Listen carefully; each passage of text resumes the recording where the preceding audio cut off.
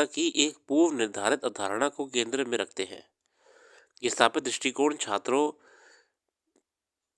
का पूर्व निर्धारित मानदंडों के आधार पर मूल्यांकन करने और विभिन्न श्रेणियों में वर्गीकृत करने का प्रयास करता है। नतीजन जब किसी छात्र को औसत से कम अंक या विफल घोषित कर दिया जाता है, तो उसे उसी कक्षा में रहना पड़ता है। इस स्थिति में शिक्षकों, माता-पिता और सहपाठियों का दृष्टिकोण भी बदल जाता है। ये तो है। हमारा सिस्टम ही कहीं न कहीं इतना अ, बेकार है। यदि बंदरों को योग्यता के मानक तय करने का अधिकार होता, तो निश्चित तौर पर योग्यता को पेड़ पर चढ़ने की क्षमता के रूप में परिभाषित किया जाता और फिर सभी मछलियों अनिवार्य रूप से कमतर साबित होती। अब देखिए ना, अगर हम बंदरों का लिए एग्जाम रखते हैं, तो पेड़ पर चढ़ने का होता और उसी एग्जाम में अगर मछलियाँ बैठती हैं, तो चलो हार फेल ही हो जाएंगी। इसी प्रकार एक शिक्षार्थी को सीखने की क्षमता केवल उसके जन्मजात प्रतिभा पर निर्भर ना होकर सांस्कृतिक पृष्ठभूमि से भी प्रभावित होती है। जैसे कि समाजशास्त्रियों तथा मनोवैज्ञानिकों के ने बताया है कि शिक्षार्थी की सीखने की क्षमता उनके सामाजिक, ऐतिहासिक, आर्थिक और सांस्कृतिक पृष्ठभूमि से जटिल रूप से जुड़ी हुई है। बहुत ही सही बात कही।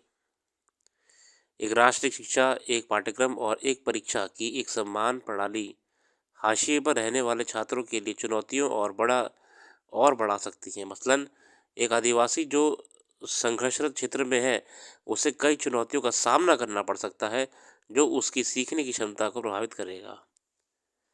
भारत की शिक्षा व्यवस्था एक विरोधाभासी तस्वीर प्रस्तुत करती है। एक तरफ देश में 15 लाख से अधिक विद्यालय और 25 करोड़ से अधिक छात्र हैं जो शिक्षा के क्षेत्र में अपार संभावनाएं दिखाते हैं। वहीं दूसरी तरफ इस व्यवस्था में अनेक कमियां भी हैं, जिनकी वजह से लाखों बच्चों को गुणवत्तापूर्ण शिक्षा नहीं मिल पाती। लगभग 1,17,000 विद्यालय एकल शिक्षा के सहारे चल रहे हैं।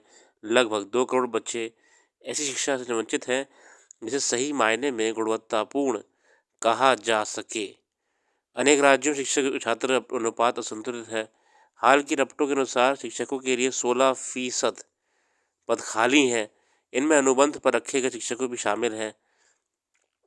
शिक्षकों के वेतन और भर्ती प्रक्रिया में भी काफ़ी असमानताएं देखने को मिलती हैं। कई विद्यालय प्रशिक्षित शिक्षकों की कमी से जूझ रहे हैं। शिक्षा में निवेश की घोषणाओं के बावजूद बजटीय आवंटन जीडीपी के 6% से बहुत कम है। शिक्षा प्रणाली उत्तीर्ण और अनुत्तीर्ण जैसी पारंपरिक धारणाओं पर पुनर्विचार आवश्यक है। ये तो है, हमें अब चीज़ से आगे आना पड़ेगा।